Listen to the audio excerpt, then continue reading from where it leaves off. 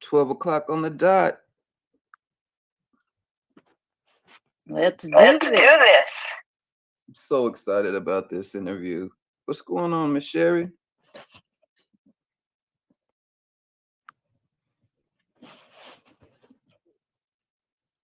My lovely co-host, Miss Tanya, She Crypto, in the building. What's going on, guys?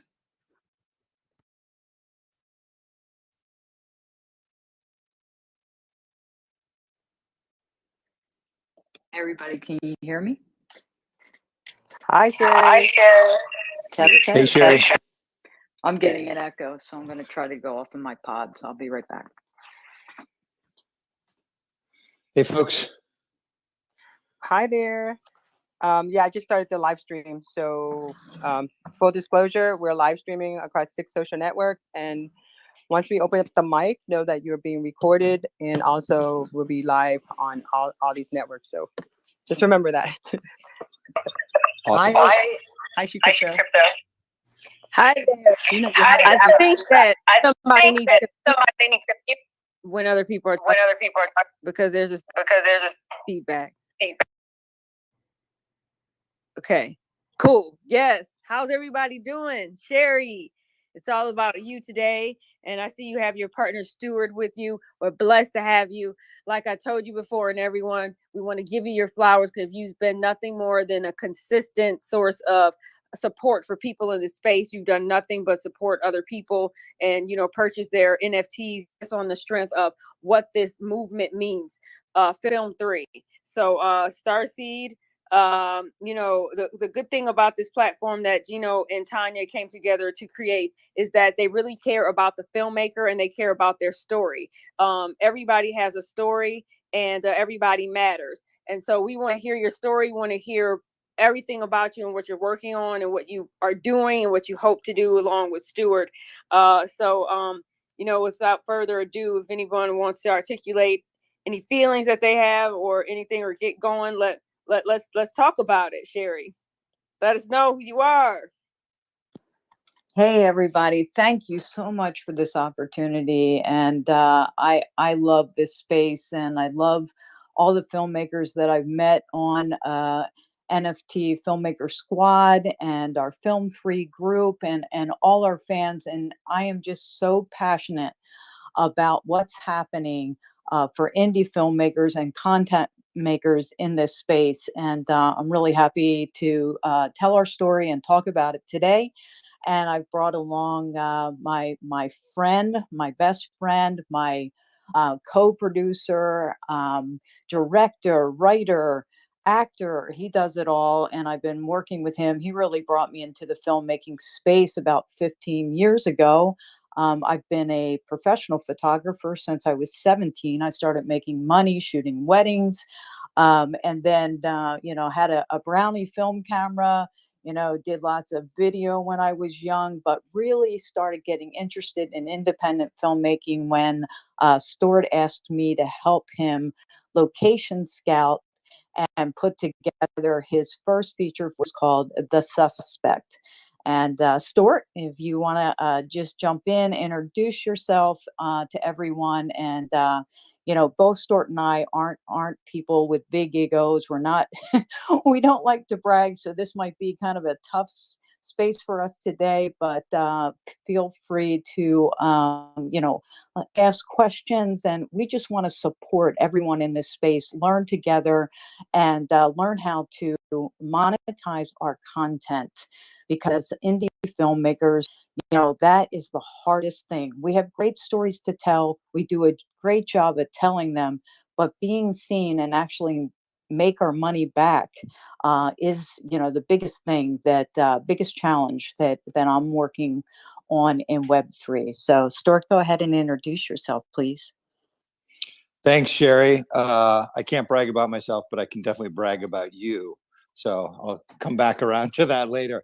But yeah, my name's Stuart Connelly, you guys. Thank you so much for having me. Sherry, thank you for inviting me to this. And as Sherry just mentioned, I come from the old school world of independent film. So all this is relatively new territory for me. But what isn't new is that it's always been a challenge and a struggle for filmmakers to find ways to bring their vision to life and to put it in front of the people who would benefit from seeing it. That's the technology may change and the systems may change, but that's always been the challenge. And I think the people like myself who are new to this space have to understand that we have a history of constantly shifting the paradigm in order to be able to survive and thrive in this very specific world of telling stories on film that move other people. It's a very strange business to be in, but it's a very powerful one. And so people like us, we don't give up easily. So when the old system breaks down, whether that's nobody's buying DVDs and Blu-rays anymore, or television came along, whatever the obstacles were, we've always used teamwork and innovation to find our way around it, which is why this space is so exciting to me. So I think obviously Sherry's going to mostly be talking about Film 3, the NFT world and that sort of thing. And I'm going to chime in with a little bit of my thoughts on the idea of how we are able to produce films, produce content, produce stories that are of high quality, that are worthy of being discovered, worthy of being financed and brought to life and brought to a wider audience. So that's where I'm coming in. So thanks so much for having me. Well, can I read your bio? I wrote up your bio because you guys are very, very like, you guys are much more than, I mean, I appreciate you sharing what you're about, but there's so much more to you guys and I'm so excited. Can I just read real quick so that everyone in space understand, you know, who Sherry is and who Stuart is. So about Sherry McCracken, over a decade ago, Sherry walked away from a successful business career in corporate information technology to pursue her passion for storytelling. Since then, she's produced 3 feature films with her partner, Dina Engel and Modoc Spring. She recently created a series and produced a pilot episode of 48 Blocks, filmed entirely in and around Atlantic City, New Jersey. Sherry's love for Atlantic City, New Jersey takes many forms, including producing the short film Atlantic City, filming and directing recording artist Chris Casper's City by the Sea music video, and working with Atlantic City Arts Foundation to create and produce a documentary about AC's growing mural program. Sherry grew up in Delaware. Today, she resides in Windsor and Jersey City. And then let me go ahead and read a little bit about Stuart Connelly. Author, director, and screenwriter, Connelly has been a professional storyteller for more than 25 years. A graduate of Syracuse University's S.I. Newhouse School of Public Communications, he is the author of several books, including the award-winning Behind the Dream. Connelly's short fiction is taught at the Alconians Writers alongside works by Twain, Kafka, and Valerie O'Connor. His debut film, 2013's The Suspect, was the first feature ever presented as part of a Brookings Institute distributed. He's a native of New York. Connelly currently resides at his studio farm in rural Pennsylvania. Just want to let you guys know who these 2 wonderful people are, and we really appreciate you for being here. And this 60 minutes is going to be incredible. So we look forward to getting to know more about both of you, but also know more about what you guys are doing today. Thank you for being here. Awesome. That was amazing, Tanya. This is what we're doing. We're giving people flowers and we're connecting people. If you could please retweet this room so we can get more Film 3 and NFT enthusiasts in this space, that would be amazing. So, Gino's a host, and this platform was kind of built because he is an accomplished musician, but he also has a dream, and we all have dreams. We're dreamers. This whole space is full of dreamers. We feel like we can change the world with our stories, right? So my thing is, to someone like Gino who hasn't made a film, what would you tell like that kid or that dreamer, Sherry or Stuart, about film and filmmaking, and you know, what as a child or a young adult, what made you want to be a filmmaker? Like, what's your story? Stuart, I'm going to let you start with that since I introduced you as the person that brought me into filmmaking. So go ahead. Yeah. You got it. Do you know this thing where somebody comes up to you and tells you about the dream they had and how interesting it is, and they try to explain it, and it's never interesting? That is something that I've always been fascinated by, because dreams are so ephemeral and powerful and hypnotic and interesting, and then they dissolve as soon as you wake up and you can't quite get your hands on them. As soon as I was a kid watching films and realized that there was a guiding hand behind these stories, they didn't just happen magically out of thin air, but somebody had to put them together, I realized that that's what film is. It's communal dreaming. It's sharing your dream with somebody, and actually being able to communicate what it was like, what it felt like, or, what was scary about it, what was exciting about it. And the fact that we have the technology after thousands and thousands of years of humanity telling stories verbally, to be able to show and illustrate and trick people into basically giving up their suspension of disbelief and going along on a ride, is something that I don't think there's another job that compares to it. So when I was a little kid, I figured out that's what I wanted to do. I wanted to bring my dreams to everybody. And it sounds like an elaborate thing to say, but I really believe it. Even though films and TV shows start with a script and it is story, it is a visual medium. And there's something so powerful. I can't paint my way out of a paper bag, but with a camera lens and with a good gaffer and with all the equipment we have, I can sort of paint that story for people over time. And there's just nothing more powerful and more interesting than that to me. Does that answer the question? Yeah, that was amazing. Absolutely, absolutely. Yeah, that was great. That was great story. I'm echoing. Sorry. No, it's okay. Well, I would just like to ask the group, do you believe, does that track with you? When you see a really well done piece of film, does it feel like a kind of a waking dream? Does it transport you and move you in the same way? I hope the answer is yes, but probably. Yeah, exactly. That it's supposed to take. Hey, Gino, you can mute yourself. I feel like anything that has to do with art is supposed to take you to another place. That's how I feel. I agree. So it's important to me that you guys get your flowers and get what you want out of this space. So Sherry, you are working on 48 blocks, correct? And you've done this episodic wonder. And do you want to elaborate? And Stuart, you guys produced this together. Do you want to elaborate on this and how you would possibly? We were talking about how we were going to kind of like tie this into blockchain and NFT. So this is kind of like so early in the space that we're all trying to navigate. So you care to articulate or kind of expound on what you guys want to do with 48 blocks? It looks amazing. Sure. Thank you. Yeah, it's a lot to cover in an hour. And as we all know, is being independent filmmakers, this is a marathon, not a race. It takes a long time, to come up with an idea and to make that idea into a film. I came up with an idea, I guess it's been about 5 years ago now. My wife and I, who produced together, and she couldn't be here today because she's taking a bus back from New York City from a gig last night. But she talked me into moving to Atlantic City. We were making a film with our besties, and then Stuart and his wife, Mary Jo Barthmeyer, and we were doing them in Pennsylvania. And I thought, I don't want to move. I don't want to move to Atlantic City. Nothing is happening there. I mean, I grew up coming to Atlantic City, when I was a younger person, going to the gay bars. It was the hot happening scene. I don't want to date myself too much, but yes, casinos were just exploding down here. And I thought there's nothing happening there outside of casinos.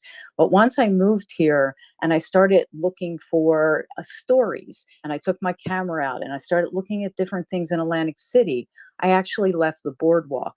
And the boardwalk for us is the only place we would go when we were in Atlantic City. The casinos, the boardwalk, the beach. I never left the boardwalk because I was told it was a scary place, where I could be raped or shot or sold drugs or, all these terrible things. And I started getting involved with community. And there is a wonderful family-filled community here of people trying to follow the American dream.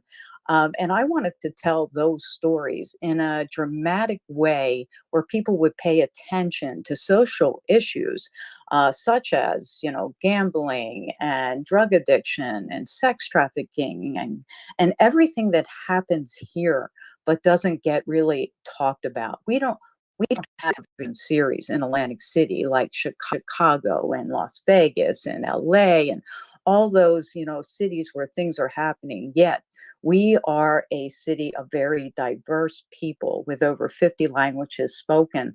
And these stories, other than Boardwalk Empire, which was shot in Brooklyn, really need, I think, to be told. So I really look at it as 48 Blocks being The Wire meets Succession.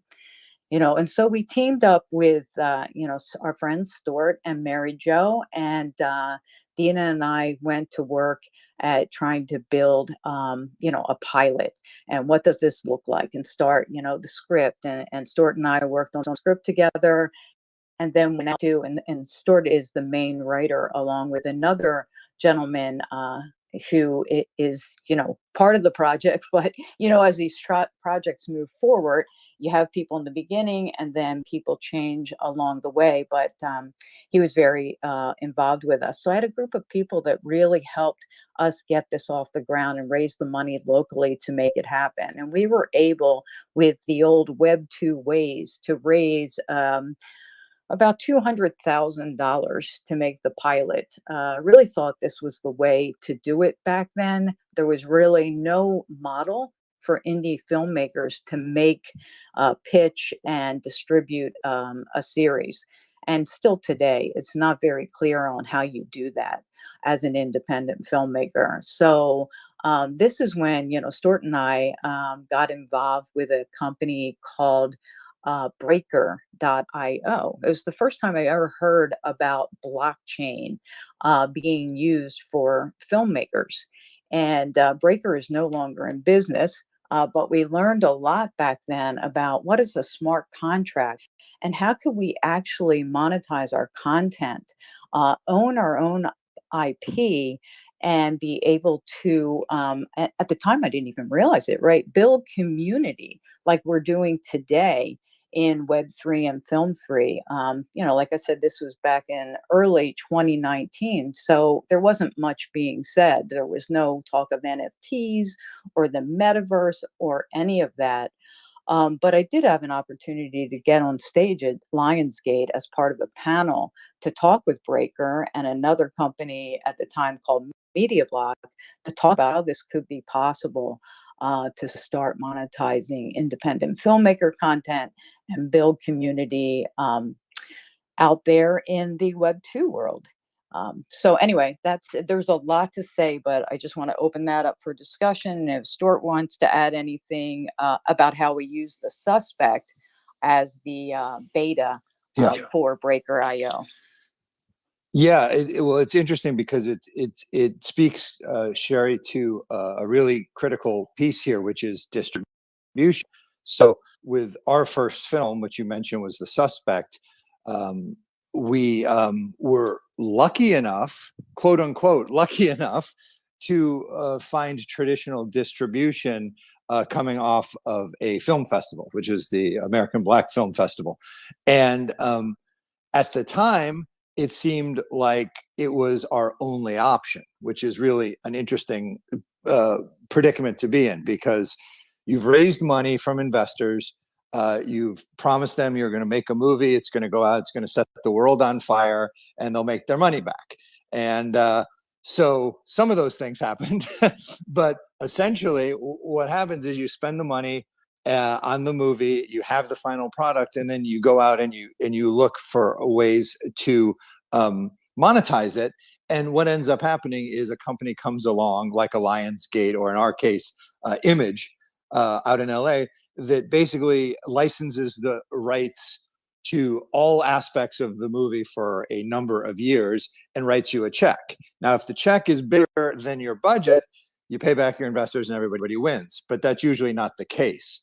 We were able to make about half the money back from the investors on that deal, and that was pretty good. It was better than not having any money back to the investors.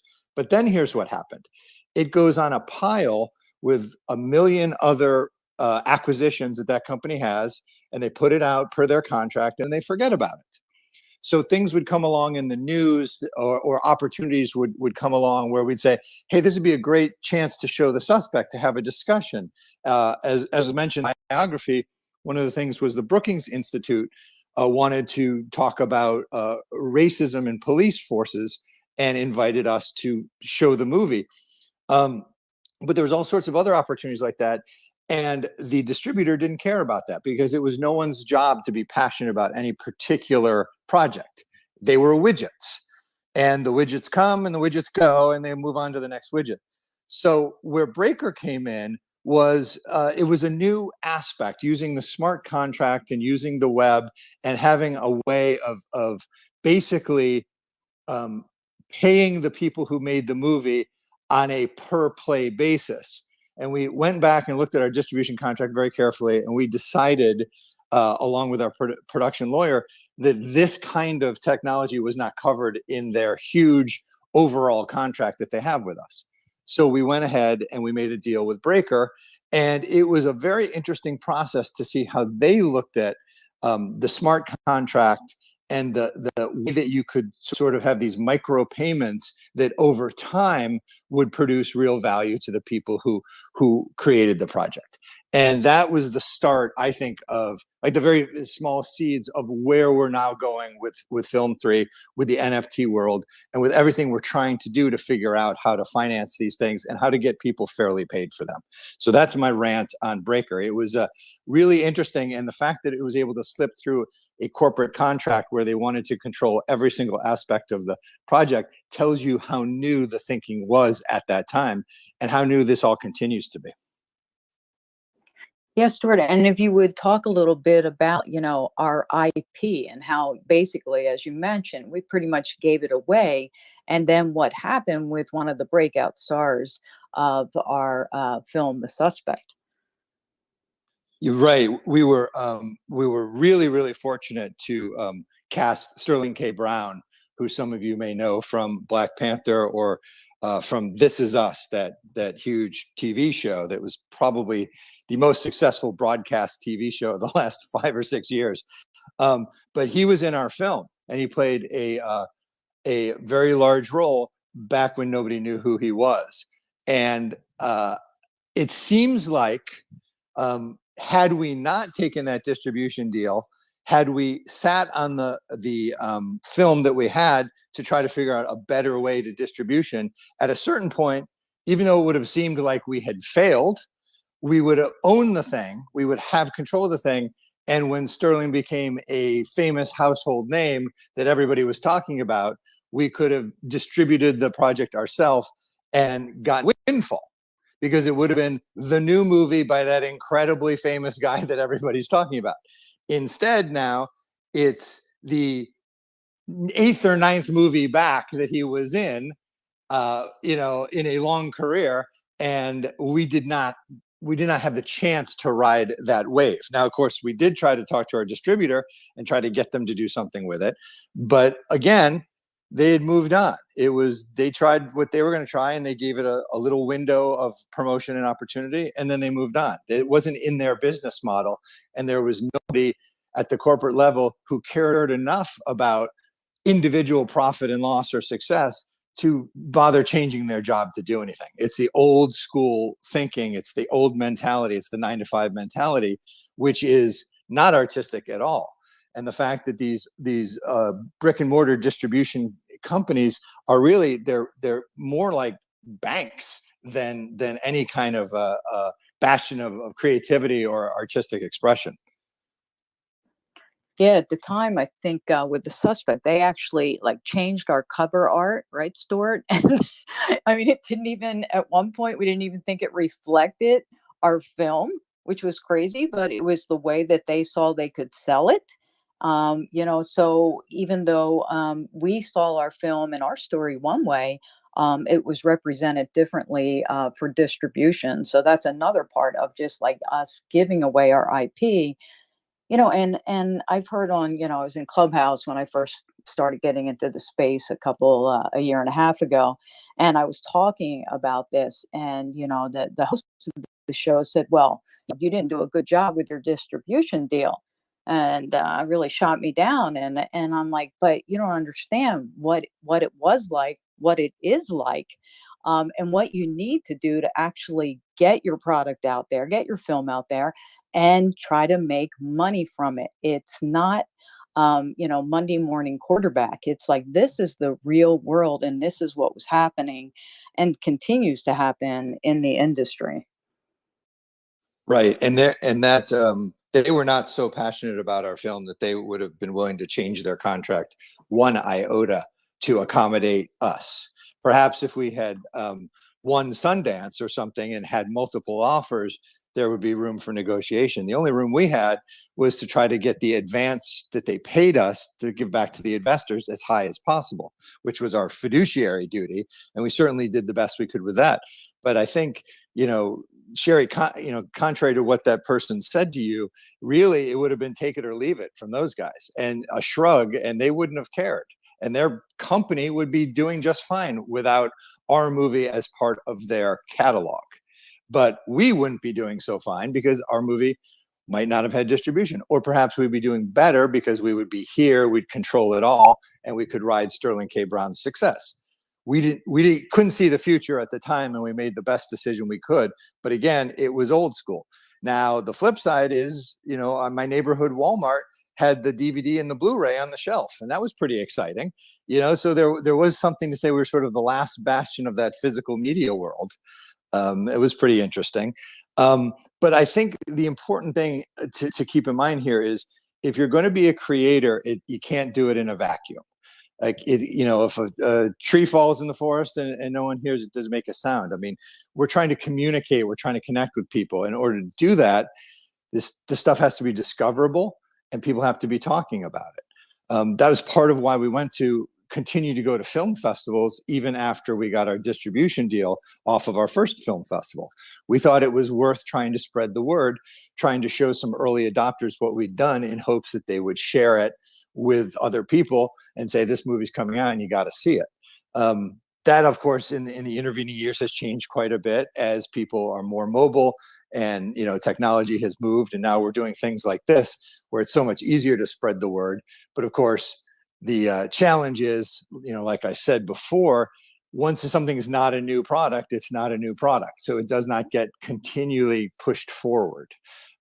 So you've always got to have the next thing on the table. And so the challenge with the next thing is, are we going to make the same mistakes we made before? Or are we going to try something new in terms of financing it, getting community to support it, and finding ways to get it in front of the intended audience? Those are the challenges. And that's the power of Film 3 and Web 3. And that's, why I'm in the space and why I'm supporting other filmmakers' projects, because we can't do this alone. We need to be coming together to work together, to support each other, because we need to get past these gatekeepers, not make more gatekeepers. So the support is what is most valuable here. We're learning together. We're all new. We're all beginners. This has only been around for, a few years, and we need to keep supporting each other and each other's projects, and learning together, and brainstorming together, and finding ways together, working with KinoDAO and Beam and Bingeable and all these different platforms that are out there, and communities that are trying to lift each other up and make a difference in this industry. It's a tough out, and I want to help everybody. I've always supported, filmmaking students, local film festivals, and now this is how I'm trying to give back to up and coming and seasoned filmmakers, including all the people we need to bring in from the traditional filmmaking past. And, today I would say 98% of the filmmakers out there are not in this space, right? We are right now what I consider a small bubble. And sometimes I feel like I'm speaking to the choir with a lot of the ideas that are coming up. But there are so many new innovative ideas, like with Flinch and with Kalalita, and just all kinds of projects that are happening in the Filmmaker Squad. So I want to encourage people to get involved and not be fearful, and speak up, because everybody has value and something to contribute to this space, and that includes fans of film and fans of what we're doing within the Web3 space. I've brought on so many people that just love films, that are like, wow, I can be part of this community. I can help tell stories. This is something new and different that people just don't know about yet. So that's what I'm excited about. Amazing. If you have just entered the space, we are chatting with Sherry McCracken and Stuart Connelly, and they have a production team, and they have produced the episodic wonder 48 Blocks. It's a series, and if you could retweet this room and give Sherry her flowers. As I said at the top of this show, Sherry has been nothing but a consistent source of support for everybody in the space. She has acquired multiple NFTs for pretty much everybody, and she just wants people to win. And that's what we're here to do. Is we're building community together, and we're trying to find a way where we all can share our art in some way and positively impact the world. So, Gino, you've been relatively quiet. I'm going to put you on mute if you have any questions or anything you want to say. I'm just amazed at what they've done within the film community and what they're going to do. Web3, I really see potential for them to do something huge. And again, I'm just glad to have them in here. Around this part of the interview, around the 30-minute mark, I like to ask our guest, as far as VR film, like immersive film, you guys were talking about earlier. As filmmakers, do you guys see yourself dabbling with VR and that whole thing? What do you think, Stuart? I would never say never to any technology that makes an entertainment experience like film more immersive. The challenge with all these things I've always found is that there is usually a precipitous drop of quality in and around adoption of the technology. So it's like one step forward, two steps backward. That's just always been the case. Since sound, even, right? It's like, once they figured out sound, people had to stop moving around because they couldn't figure out how to mute the footsteps and all the extraneous noises. So film took a giant leap back as a cinematic language when we added sound to it. I may be dating myself. I wasn't actually there. But the idea of using technology that makes it more immersive in a way that you can control the experience is really important. And if somebody can wander around everywhere like a video game and not stay focused on the part of the story that you want them to stay focused on, that's where it becomes a challenge. But it's certainly one that can be overcome. And, I'd love to be the first one to make a great VR experience. I don't know if I will be, but somebody will be. And that's just the challenge is getting through the using the technology for the sake of technology, keeping an eye on the ball. One thing I think, it's worth underscoring, we're talking a lot about answering sort of fundamental problems about how to be able to make content, but you also need to know that you have to have a love of making the content itself, because it is kind of a thankless job where, minutes turn into hours, turn into days, turn into weeks, and you slave over this thing and you're polishing it and you want it to be received in the way that your vision suggests it should be. And that's where the control over the VR is going to need some guide rails, I think. That'll be my best take on it. I've experienced some of the film that is on the Oculus already, the VR film, and it's pretty incredible. So there might be a learning curve, but I'm sure you guys can, get around it and create something awesome. That would be very cool to explore. I know that if there's a will, there's a way. And I'll tell you, Stuart being a director, a writer, and everything else, he's also kind of a guy, and and makes how do you describe it, like MacGyver's things that I've never seen before. In our horror film that we did called American Gothic. Before then, it was called Bloodletting. Stuart came up with these innovative ideas that were just crazy about, how to do these effects, but do them very cheaply, like how to show prisoners in a van rocking around in the back of the van without actually driving the van. So, Stuart, if you could just tell that story real quick, I think people would enjoy it. Well, the other thing you need to know about me is when I was a little kid, I not only loved dreams, but I also thought magic was kind of cool. I loved the idea that you could fool people. They're thinking they're seeing one thing and you're doing something else right in front of them and they're amazed, but everybody knows it's a trick and everybody knows there's a method to it. And I feel the same way about building a film and building a film sequence. And I talk to my kids about this a lot. They've been watching the TV show Lost recently on Amazon Prime. And I keep telling them nearly every shot in that show was filmed in Hawaii, even though sometimes they're in Seattle and sometimes they're in Australia and sometimes they're in Singapore. And they were able, the production team there was able to make Hawaii, which is a certain type of place that looks a certain way, they were able to disguise it and fool people into thinking that they were flying the crew halfway around the world for 2 months. I love that. So to me, part of the challenge, part of the fun is I know what it needs to look like to fool the audience. So if we back up from there, what do we really need to show? What can we get away with? What, anything outside the frame doesn't count, right? So yeah, any kind of tricks that you could come up with for, making a fight safer by, say, having it backwards and then running the footage backwards so it looks like they're colliding instead of pulling away. Little things like that are as old as, the trip to the moon in 1902 still work because people aren't looking for them and they aren't looking to pick apart how you did something. They're looking for a visceral feeling.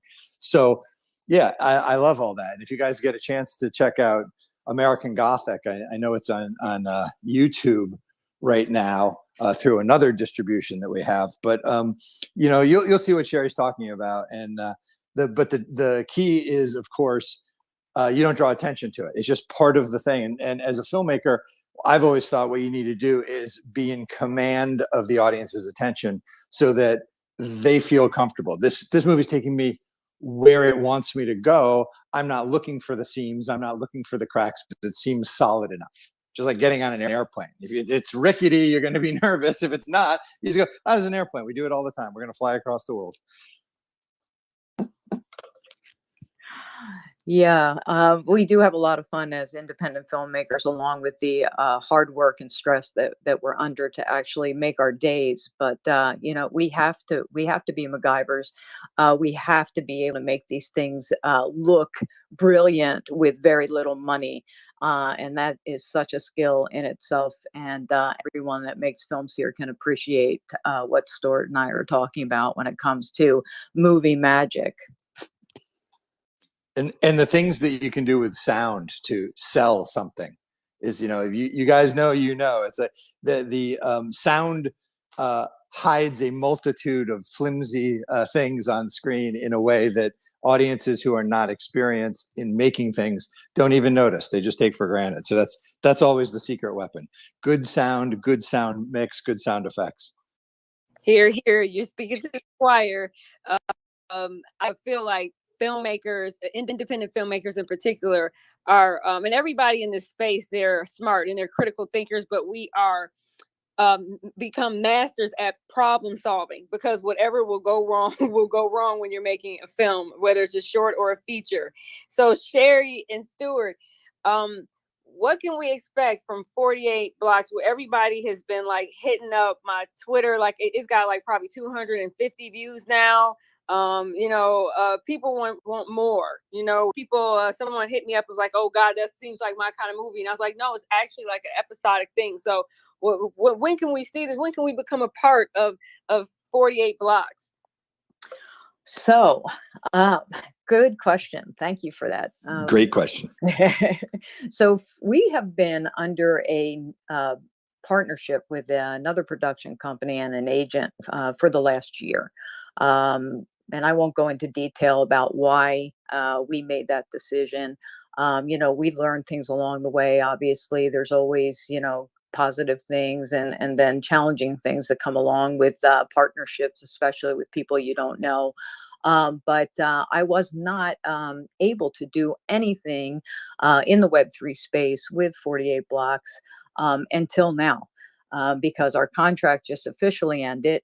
If I would have, embarked on that, even though I wanted to talk about it and do something with it, I couldn't, because if I would have been successful, which I plan to be, we don't take this on and not want to be successful. But if we would have been successful while doing a NFT Web3 type of project, then we would have lost 50%. It's another thing that goes into all this. We would have lost 50% of anything to that other production company, which wasn't going to be contributing to any of this new Web3 space. So now, that's aside, that's done. And now we have this opportunity to say, how can we take a series and bring it into the Web3 world? What's going to work? What's not going to work? And that's why I just hats off to all those trailblazers that are out there already, doing the work and learning, and we're learning from them. And, I've learned so much from Flinch. I've learned so much from Beam. I've learned so much. I mean, I could go on and on. There's so many people in this space. I tried to tag everybody today, but part of buying in and supporting is also helping me learn. And when I learn, I want to share that knowledge with others, because to me, that's what it's all about. So I'm hoping to get people aware of 48 Blocks, to see what we're trying to do with a serialized content, and to help me, think about how to build this out. I mean, we really need about 750,000 or more an episode to make this production the way we want to make it, to make it worthy, for, and I don't want to say Netflix, because I want to be like on Hulu or Apple TV or HBO Max, or something at that level. So I'm kind of over Netflix, but to do this, the space isn't ready, in my mind, for what I've seen, to be able to raise and support a project of that type of production cost. And so I think it's going to be a matter of time and learning and playing, and maybe it's a combo. Not even maybe, it is a combo. It's a web or film 2.5 is what I call it. And we've got to be able to do, some of both, some of traditional distribution and, traditional buyers and support, and then also align that with community support, knowing who our fans are, monetizing our content, and helping with the support of our fans to build our future episodes. What do they want to see? How do they want to be part of the mix? And you're already seeing that with Flinch, and that's why hats off to Cameron and Karen and all the people that support the project. Stuart, did you want to say anything about that? Or She Crypto, please jump in, because you're one of the biggest supporters. I did actually. Shout out to Karen and Big Love and everybody from Flinch. I just want to say this before I hush for the rest of this combo. A lot of times we don't really give ourselves flowers, and we take each other for granted. I really want to say that we as artists, peers. Your peers validate you, not some pie in the sky. You know, it's the relationships that you make and that you foster and that you know you water your garden or your flowers. So I always take the time to encourage people and to tell them to keep going and keep working on your craft and keep putting it out. And we have to support each other, because if we don't support us, then who else will? You know, so please support your fellow filmmakers or whatever, you know, and that's really what I want to say. So thank you so much, Sherry, for always supporting people and just showing up and always being, you know, consistent with that. Yeah, I mean, relationships are the most valuable, in your life. And I take time to reach out to people personally. I didn't do such a good job in real life at NFTNYC because honestly, I was very afraid of COVID. So I had a mask on, and it wasn't the greatest time for networking for me. But I do reach out. I did appreciate all the panels and seeing folks. But I do talk to people on the phone. I'll chat, Film Frico, for instance. I supported his project months ago. We've become what I consider friends at this point, and we have discussions, frequently about, how this industry is moving and ideas for how to support each other's projects. I do the same. I've talked to Jordan, and I've talked to Steven and Mihai, and I mean, it's just, I'm going to leave people out, but I think Cameron and two Camerons, and that's the only way I think I'm going to be able to do something with 48 blocks, because this is definitely new territory, especially for serialized content, and I'm including that even in the Web 2 world. It's just not done much. There aren't many projects out there that are indie series that have made it. So that's where I need help. I need people to, give me feedback. Just as I'm helping everyone else, I could use everyone else's support. Even if you're not a filmmaker, you're a fan, you're important to me. And I just want to involve anybody that wants to and be part of this learning experience with me. Hey, Sherry, have you thought of having like a screening or something like that with Beam? Like one of the, like you and Stuart could host like something with Beam and maybe partner up with Flinch or any other, film that is showing on Beam. So you could have like a watch party or something for like the first episode, or, just to kind of like get like, get your more skin in the game, so to speak. And shout out to Jims. I see you.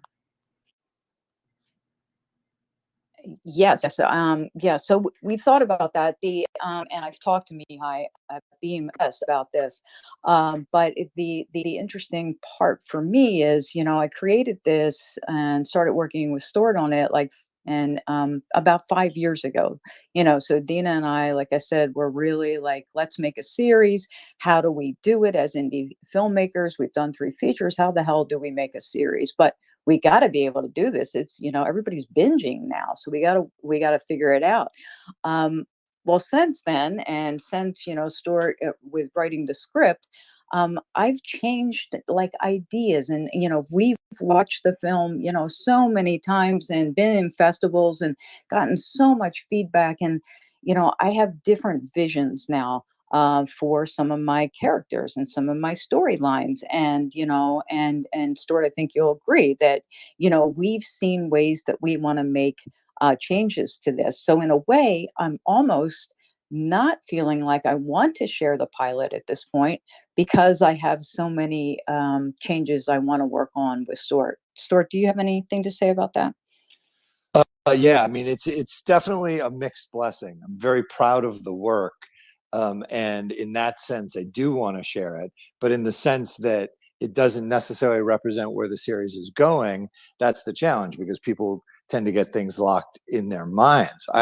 I could imagine a world, I think a lot of you have seen the trailer, which is a nice sort of taste in terms of the quality and the tone of the thing. But I could see a world where we did a panel and showed maybe some scenes separate from the entire thing. We pulled out sequences or scenes and then talked about them in terms of a production thing aspect, but then also in terms of the character and our vision for where the story would go. and then get some of that community feedback that we're talking about. People who are interested and people who care could sort of see it. So it's somewhere between the recipe and the finished product. You know, for the finished dinner, there's some version where you go, oh, I see what this is about. I see what it's like. I see what it feels like. But there's still plenty of room for honing in on the final story we want to tell. So I would think that might be a way to go. Yeah, I really, I mean, I really like that idea because, I've been doing these one-offs for, the last year and a half about showing the film to people and then asking for their feedback and then, putting that together in my journal and then thinking about it and, and redoing some storylines. And it would be awesome, Stuart, to use, Beam and invite people to give us feedback because we really do want to change up our characters, add characters, represent different communities within our show. And this would be a really cool way, like a focus group, right? Like when almost finish a film and then you get a focus group and then it's Right. almost too late. Yeah, then time for reshoots to answer the focus group problems. Yeah, I mean, I think, obviously, a chain is only as strong as its weakest link, and probably Sherry, we both have our favorite scenes and our least favorite scenes in the thing for whatever reason, whether writing, whether it was the time, whether it was the acting, whatever it was. But I can also imagine that you probably have 3 or 4 scenes that you really, really love and like in your mind represent the best of what we were doing. I know I do. And sharing those with people sort of out of the context of you've got to follow this story from A to Z or from A to B, that might get people real excited and want to be participating. I think the bigger takeaway I have, this is going back a little bit, but Sherry, you mentioned the year-long contract you had with that other company that is just up. I have 2 things to say about that. One is they were knocking on the traditional distribution doors and they failed. The other thing I want to say about that is we now have this thing that has a lot of highly polished pieces to it, and it shows really well, again, as I think you guys can see from the trailer. And so to take that and this brain trust and the people in this space who care and say, well, we have a great test subject here to try to figure out how to get a high quality serialized product into the space using everything we know about this new world. I think that's a great thing, for us all to take advantage of. Well, I tell you, if anyone's going to do it, it'll be you guys. And we're really glad that you tapped in. We're approaching that top of the hour mark. Does anyone have anything that they want to say to Sherry or Stuart?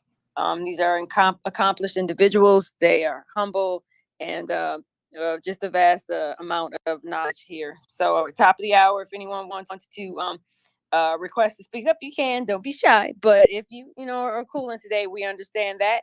I just want to Sherry. So we talked last night, and we know this is going out in the metaverse. So forever. So when it's out there, it's out there. So what is it? What's your mission statement that that you want people to know about yourself and Stuart and what you guys are doing, what you hope to do? Well, I have it as part of, my Twitter profile, and that's really, to help filmmakers and ourselves, of course, as filmmakers, to monetize our content, to get past the gatekeeper, to get our stories seen. It using Web3 technologies, and that's NFTs, that's, the metaverse, and it's, of course, educating people and onboarding people into this space. So that's my number one thing. I want to sell 48. My wife said I can't be working on these other projects if I don't sell 48. So she along with a bunch of people don't get the NFT Web3 space so much. Trying to bring her in. She's an actress and a casting director and a producer, and she's slowly dipping her feet in. But I want to show her and everyone else, this is the way. through community, that we can make a difference by changing not only distribution model, raising money for our films, but also changing the film festival model, which I don't even have the opportunity to talk about today, but we got to change that. Oh yeah. Well, you know what they say, happy wife, happy life. Stephen from Bingeable, how are you doing? Hey guys, I'm great. And Sherry, as I mentioned before, I am so sorry I was late to this.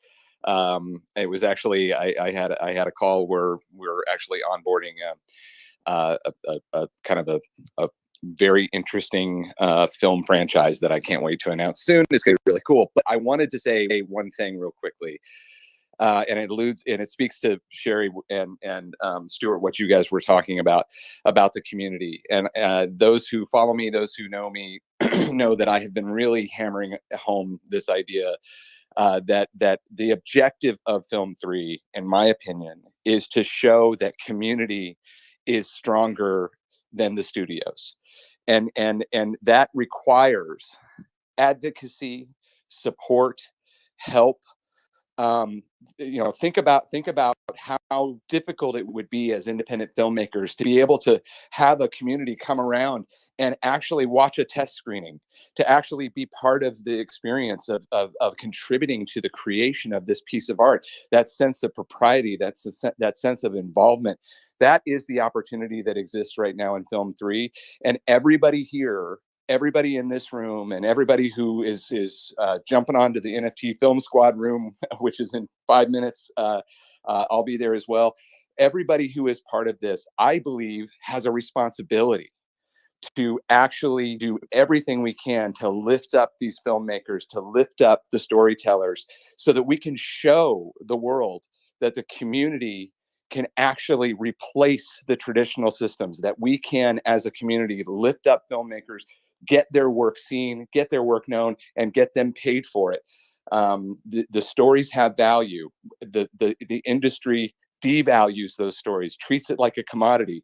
This community can change all of that. And so I am obviously a huge supporter in Sherry, having gotten the chance to spend a little time with her in New York. We've talked a few times on the phone. Everybody on here needs to actively, not just like what her posts or what they're doing, but actively amplify, share, tell everybody about it, and get people engaged and involved in these incredible projects. It's not an opportunity, it's a responsibility, in my opinion. And that's all I have to say. Wow, thank you, Stephen. Let's fucking go. Very everyone. nice. And yes, Jordan's space is coming up, NFT Mud. I hope everybody will join her today. Also in Clubhouse at 3:00, Yvette Fargus with New Hollywood, if you would venture over to Clubhouse. I want to support all these people that are supporting us. So follow each other. That's where it starts. Show up. That's a big part of it. You can do your part, even if you don't have money, support. And thank you guys for the space today. Allison, Thank you. Had something that you wanted to say?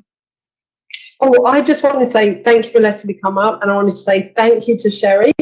I'm not in the film industry, but she has shown me how through Web3 and through NFTs, absolutely every person can get involved in filmmaking, creating, owning characters, and I just think it's amazing. So I've had a ball listening to you guys, and I just wanted to say thank you so much, Sherry, for showing me this world and for all that you're doing. See, Sherry, you rock. You got your flowers right along with Stuart. Keep doing what you're doing, guys. Keep pushing. Gino, take it away.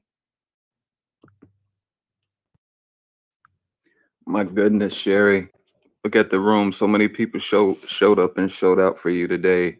This was such an awesome interview. And we're gonna try and have this on Beam. I think at 8:00 tonight, we're gonna be re-airing the episode on Beam.